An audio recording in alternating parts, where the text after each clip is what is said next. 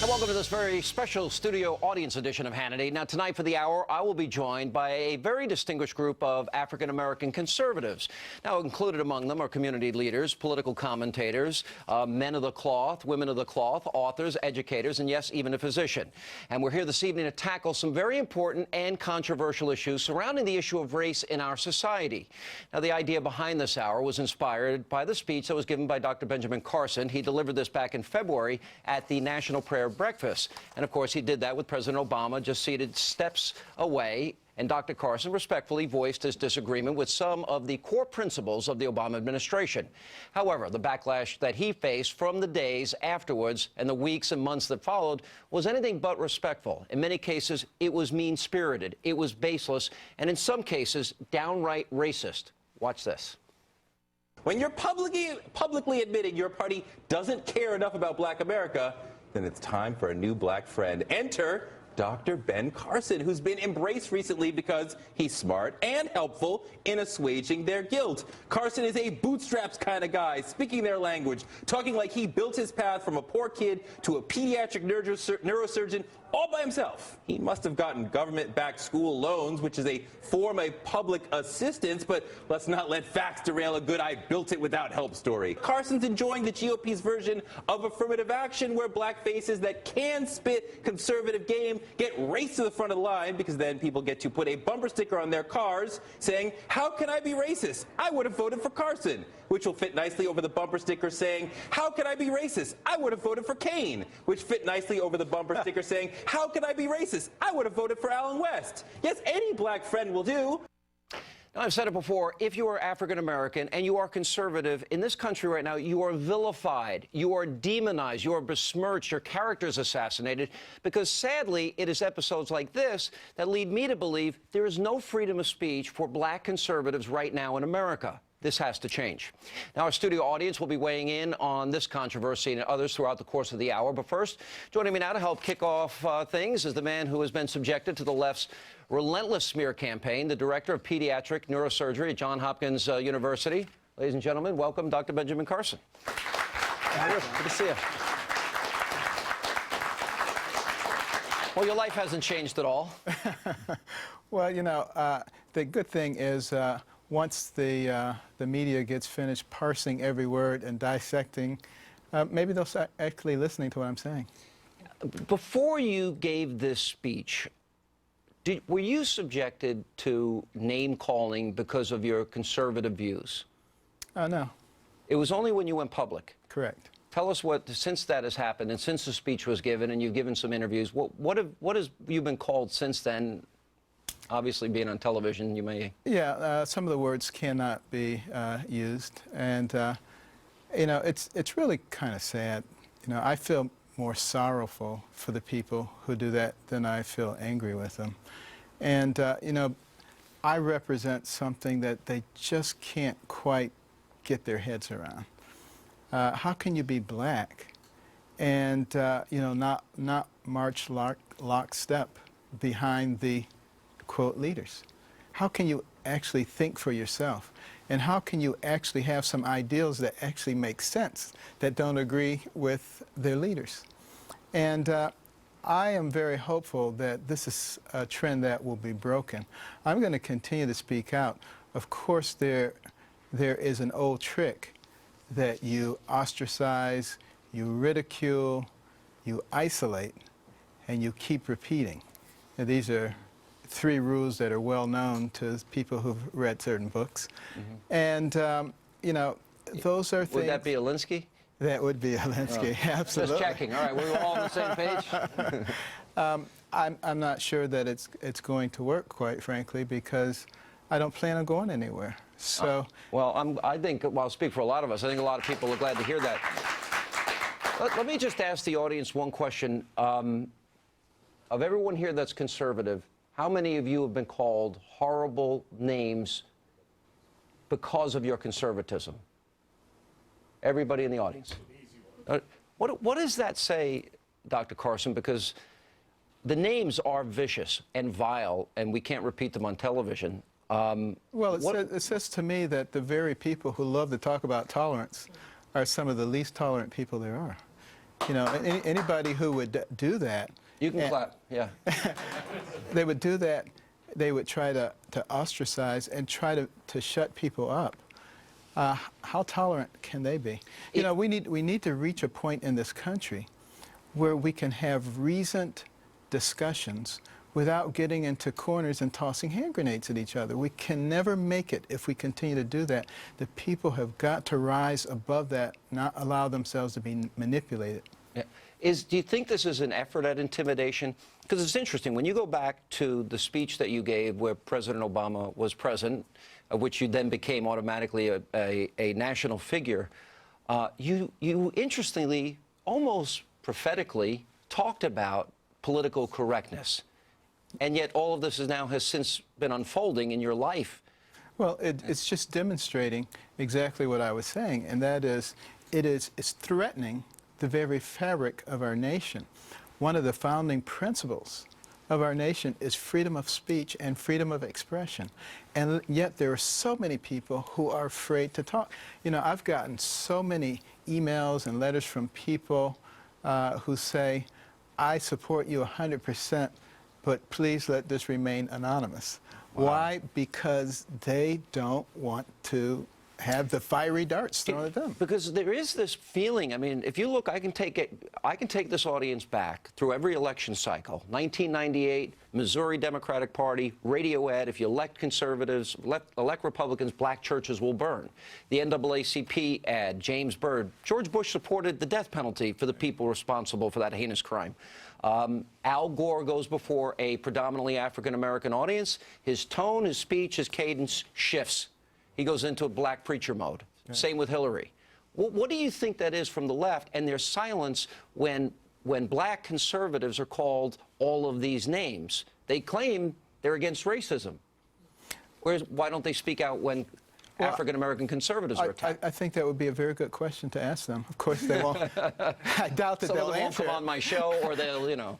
They'll dodge the question. Yes. and move around because perhaps they don't want to face reality. But, you know, the way I look at it, and I've said this before, as a brain surgeon, you know, I don't tend to see race and talk about race a whole lot, because when I open that head up, and I'm operating on the brain, that's the thing that makes the person who they are. The cover doesn't make them who they are. And it's only people who are very superficial in their thinking who characterize everything by its color. You know, I know you have a deep, abiding Christian faith, as do I. The word education from the Latin, I'm going to show off a little of my seminary education here. It's educare, to bring forth from within. Yes. So if you believe that God created every man, woman, and child, then you believe all that talent is there when they were born, and it's our job to help bring it out of children. Exactly. And these are things, you know, particularly in the African-American community, that we need to be talking about again. You know, education is so fundamental to success in our society. Also, bringing back values, you know, the kinds of Judeo-Christian values that helped establish this country and that made families strong. We've lost a lot of that. As a result, there's less respect for each other. Young men are not respecting the young ladies. They're going around impregnating them. Young ladies are allowing that to happen by disrespecting themselves.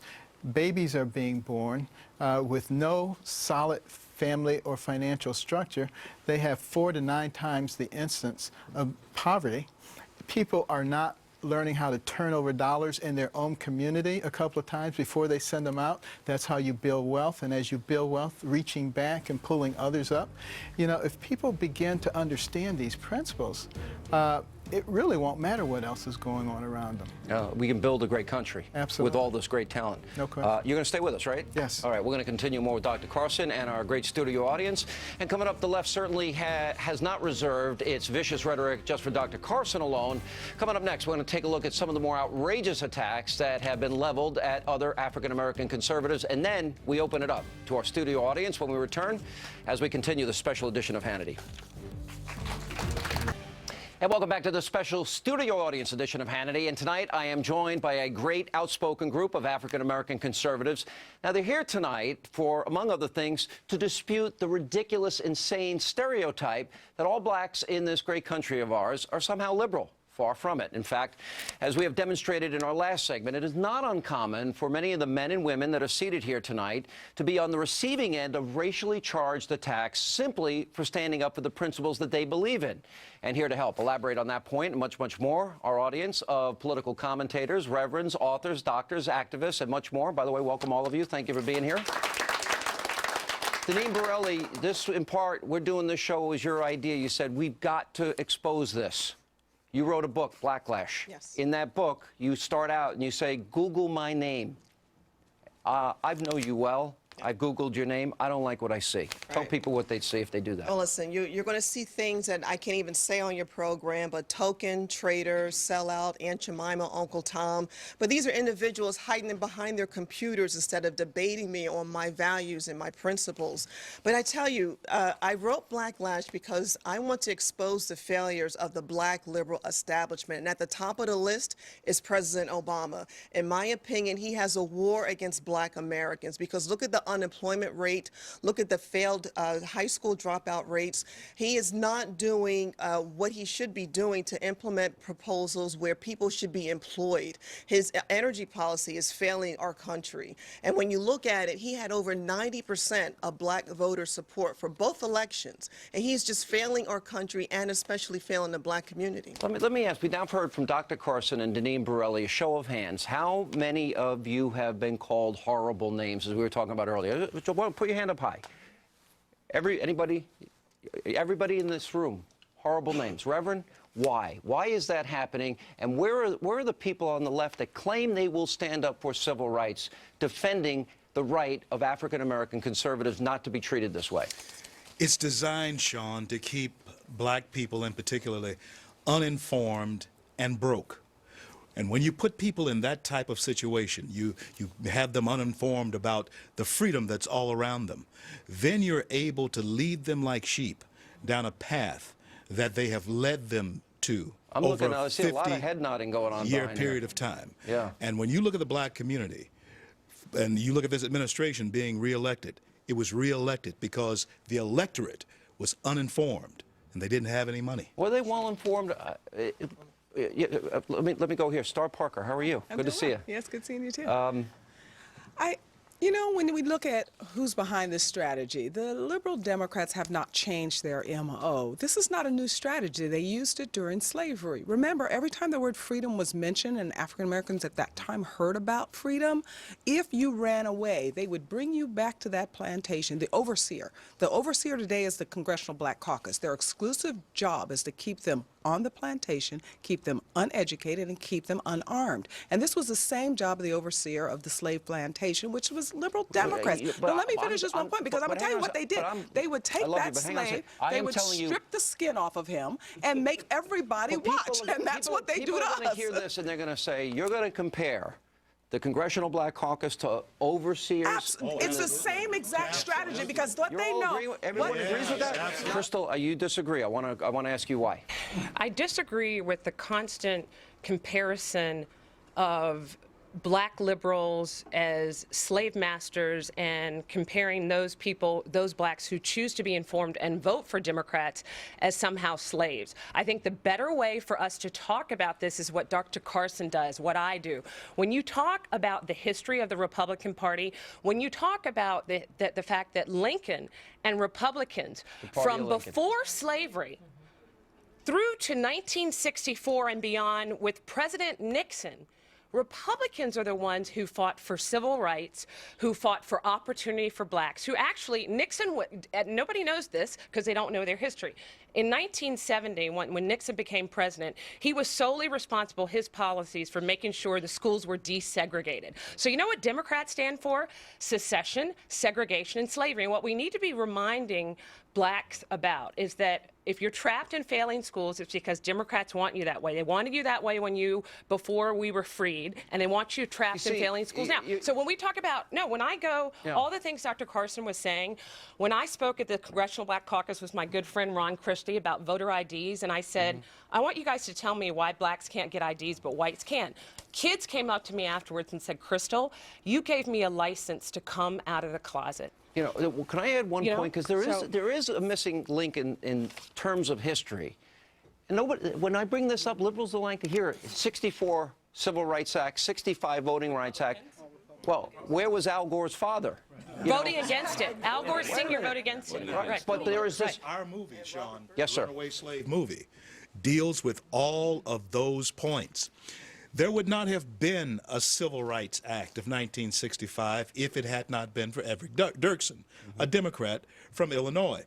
And many times, so many times, the history of the Republican Party, and one thing Republicans are afraid of doing, is standing up and facing this thing. You want to know one reason why?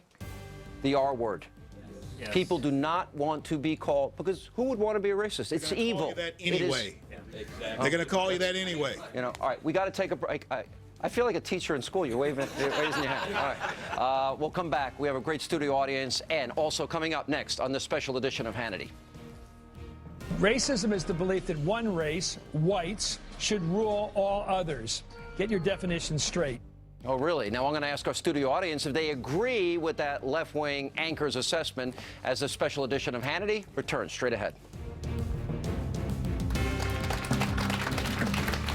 And welcome back to the special studio audience edition of Hannity tonight as we continue our discussion about the conservative movement with members of the African-American community. I want to draw your attention to something that was said last week by one of the so-called journalists over at NBC News. Let's take a look at this.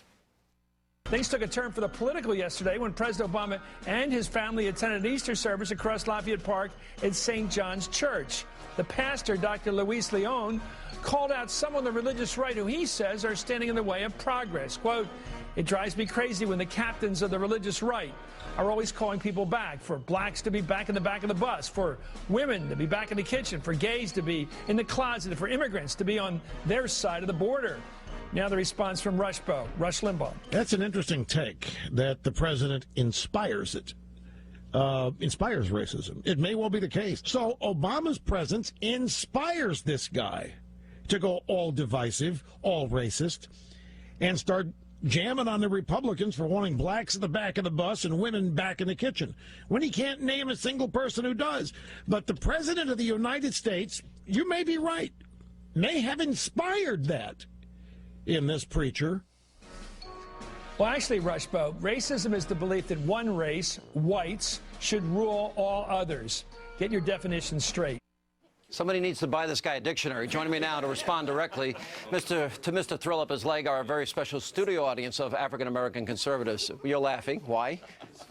Yeah. Well, obviously, the notion that that whites have a monopoly on racism is ridiculous. You listen to some of the things that some of the most prominent black leaders in this country have made, from comments that they've made, Al Sharpton, Jesse Jackson. I mean, white leaders, was, White Interloper, Jaime Town, Nation of Islam leader comments about Jews and so forth. Obviously, no one race of people has a monopoly on racism. But I wanted to get back to something you said earlier about the name calling. I think it goes deeper than that. There's a need on the left to almost psychoanalyze black conservatives, put them on the couch. So in other words, Justice Scalia's views on affirmative action are simply wrong, but Clarence Thomas is a self-hating, self-loathing traitor to his race. I mean, there's a double standard there. And I think the reason you have that, and Dr. Carson alluded to this earlier, he said, when are they going to stop tearing me down and listen to my ideas? Well, if you can psychoanalyze someone, delegitimize them, you don't have to take on their ideas. They're operating outside of the realm of responsible debate, and that's what the left tries to do to black conservatives. But this is why I say this, in every one of your lives, this is a profile in courage. Because well, courageous people never know they're courageous, right? Seriously. That may be true, but what I think that we're missing here is that we actually do have a license to say a lot of things as black conservatives. I actually kind of disagree. I think that we're the ones speaking out saying, you're wrong on all these issues. And what really amazes me is that they would actually pick on Dr. Carson. It just shows you the level that they're willing to go, because this is a guy that gets to work on people's brain. When I talk about, hey, I'm not a brain surgeon, I'm not. He really is. You know what I mean? So it's really funny to me. But I want to go back to one of the comments that was made. Biden made a comment about going into the black sections of my town and helping black people with AIDS. You remember that? And black people were in the audience, and I remember Al Sharpton kind of going, did he really say that? First of all, did he need a visa to go visit the black sections of his town? The fact that he believes that there is a black section of his town shows you the level of racism that is inherent in the left, and people just dismiss these things, and so do I agree with you. So do the conservatives. We let them get away with this. Let me ask one point that Rush was making here. To what extent I'm livid as a conservative when I'm called a racist, because it's not true. I'm a Christian. Well, but I am livid at the characterization that if you're conservative, you don't care about African Americans, you don't care about Latinos, because that is the antithesis of how I was raised, who I am, and the way I was born. But it's a narrative. Just like Obama will say, Republicans want dirty air and dirty water. They want kids with autism, Down syndrome. The central point, Sean. All right, go ahead. The central point. What is that? With the left is what Dr. Carson and everybody in here represents is a threat to their sense of ownership.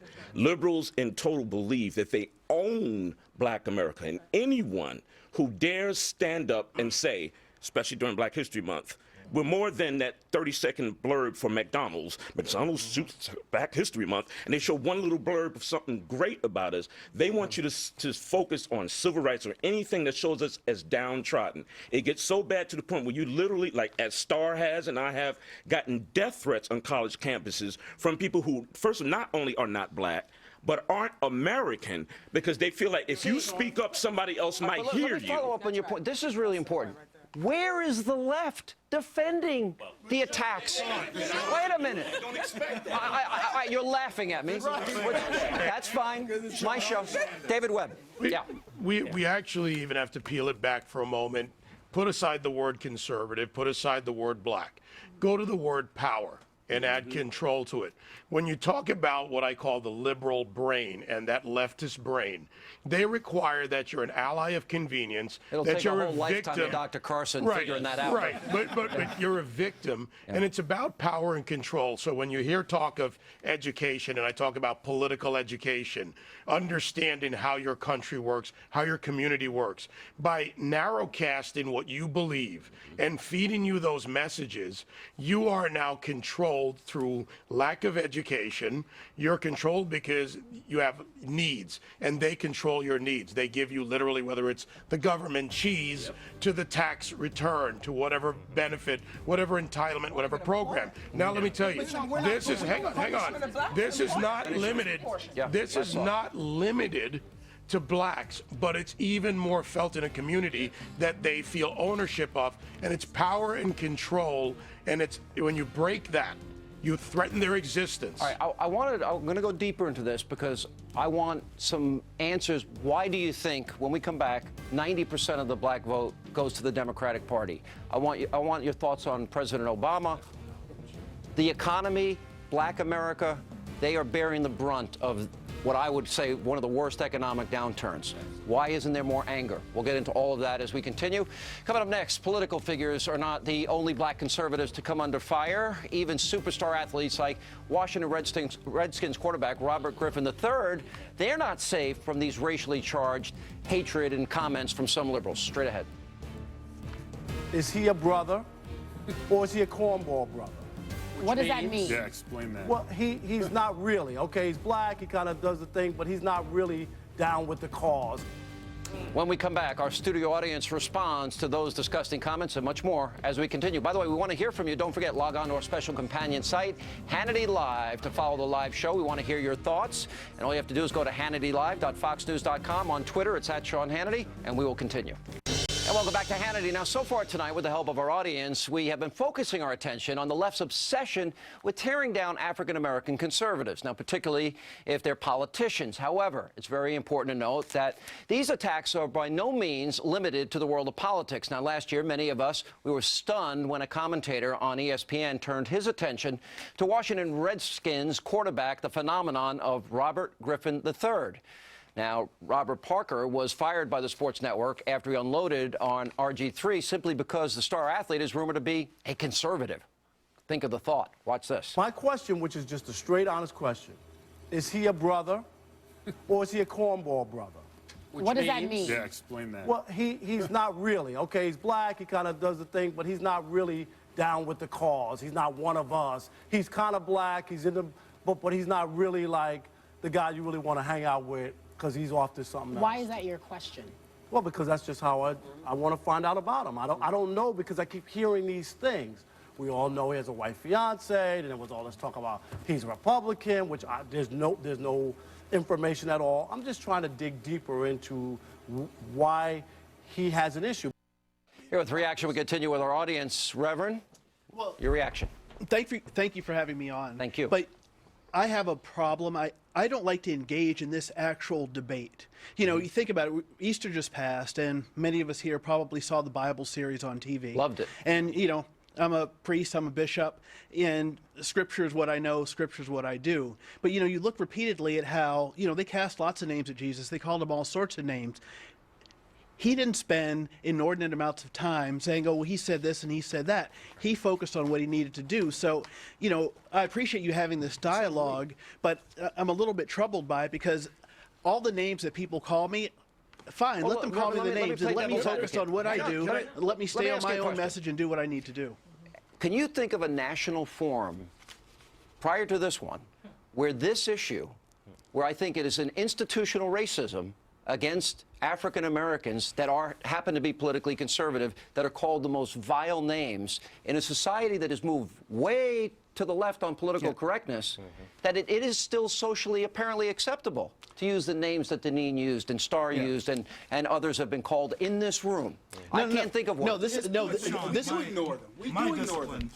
We are ignoring these names. I don't think there's anybody in this room that sits around going, "Oh my gosh, they just called me an opportunist," or they called me an Wait a Oreo. minute. If it's wrong to be racist, why isn't this wrong in society? That's my question, Reverend. And Sean, can I all right, Reverend Peterson, I see you back there, and we'll get to Carol. You know, I was a Democrat at one time, and as a young person, I had a lot of anger.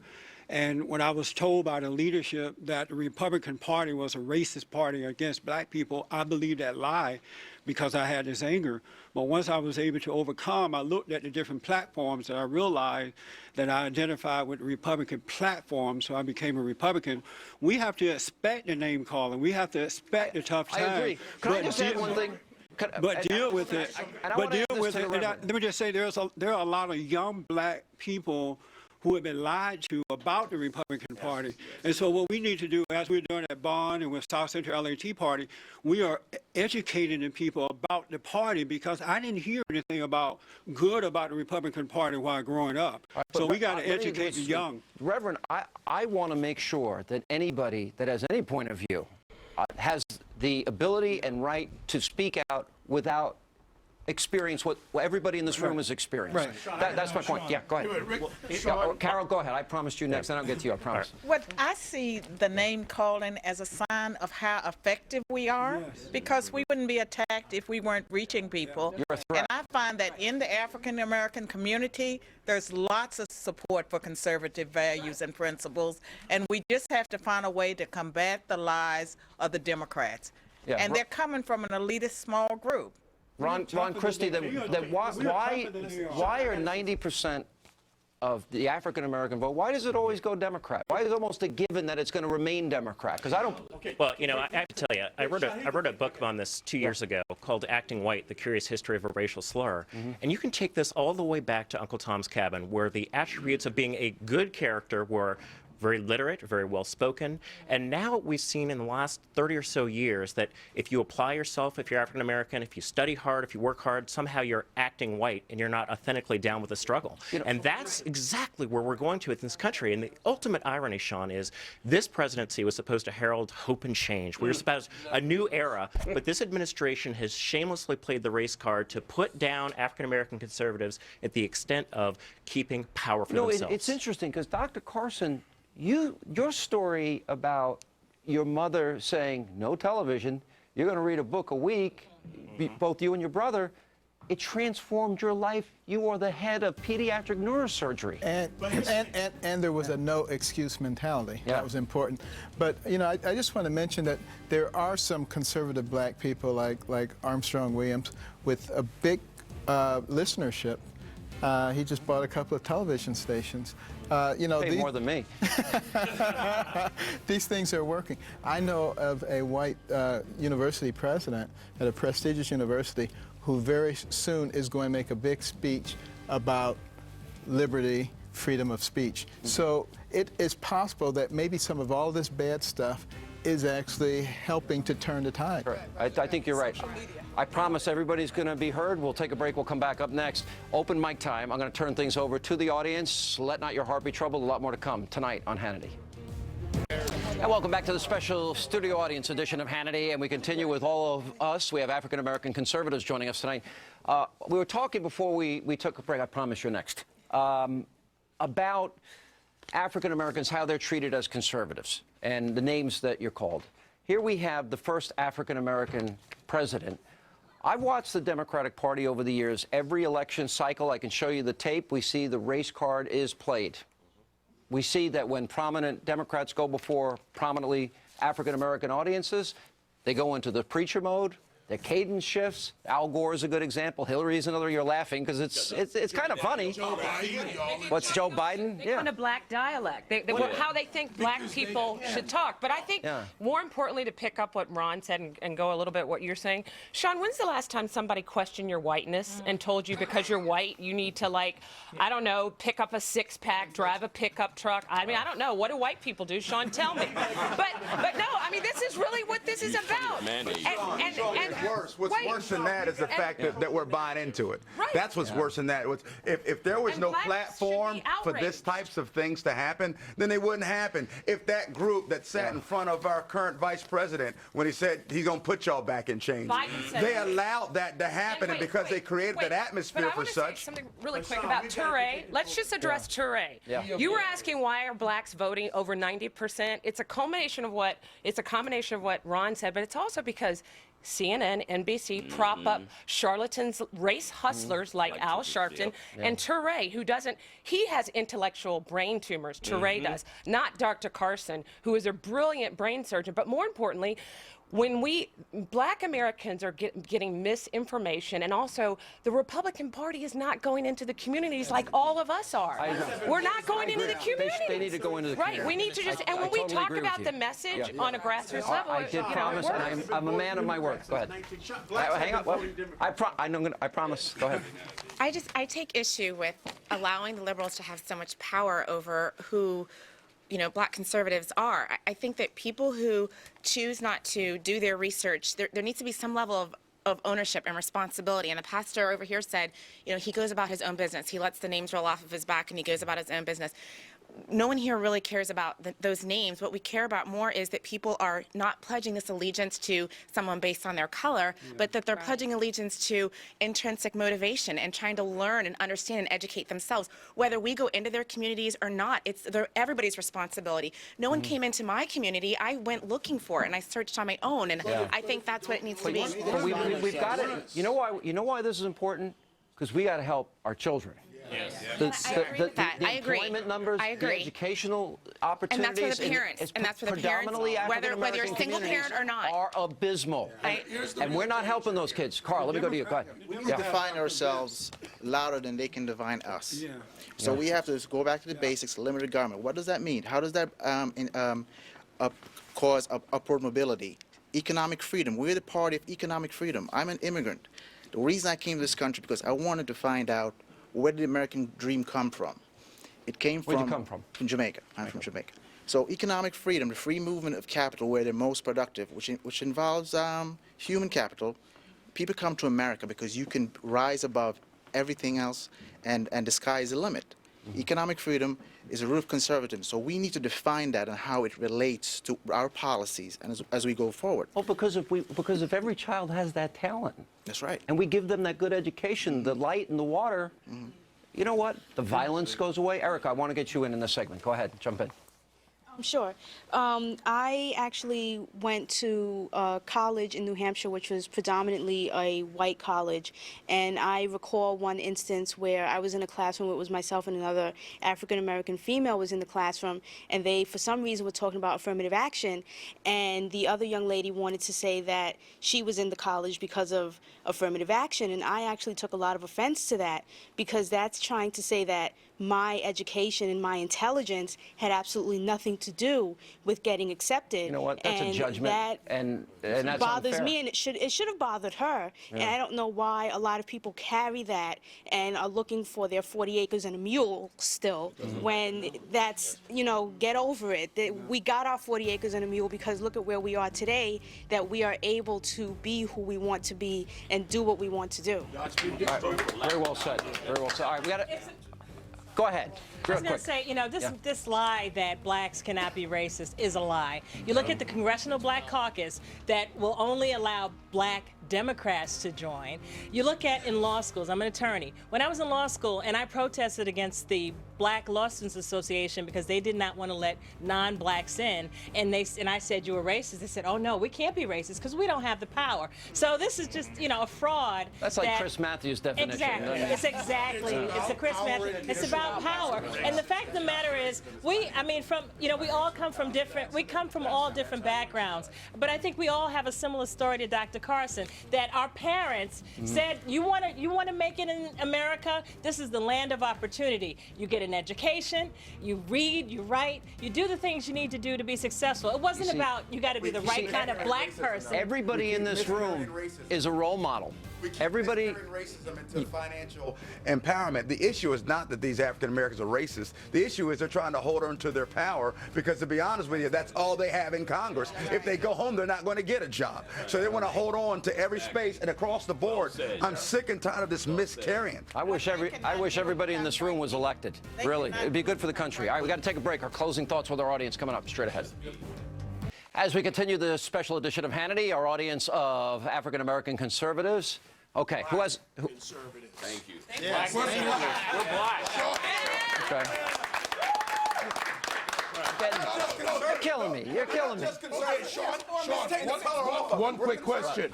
For everybody who says they're African American, how many of them know what tribe they're from?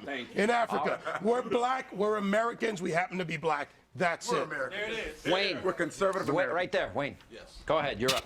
All right, well, I think the biggest problem they've been going after Dr. Carson is because he's actually providing solutions as African-American services. Now, the one thing I heard him talk about the most was his health care plan. We talked about saving money from the time of birth. Right. None of our elected officials, Democrat or Republican, have brought up any of these kind of solutions. And I think that's what strikes the most fear in the liberal mindset is not only is he intelligent, he doesn't yell and scream, so they can't make him a character. Very soft-spoken, very calm, powerful, right? Deals with people's brains. Like I said, they can't make him a character. And I think that's control yourself. That's what they fear the most is that you can't make him a character. They can't make a caricature of him. They don't have sound clips of him just going crazy on the stage. Right. And so that's a big problem right there. Jada, weigh in. Well, first of all, I just want to say that I really appreciate Deneen because if it weren't for her, I wouldn't be here.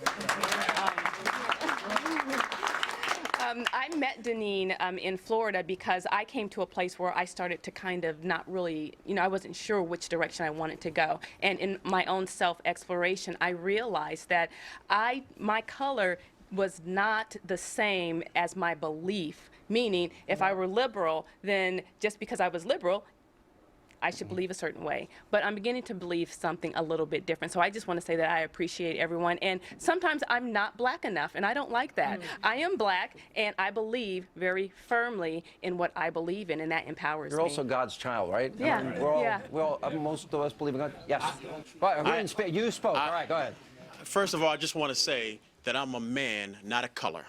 I'm an American, not an African American. And as far as solutions, here's a few solutions for you, Sean, as we go forward and we leave this show. We need to fight in these communities against the overregulations and the policies that are killing black people. Davis-Bacon Act, the lone remaining Jim Crow law in America has to go. The Congressional Black Caucus votes for the Davis-Bacon Act.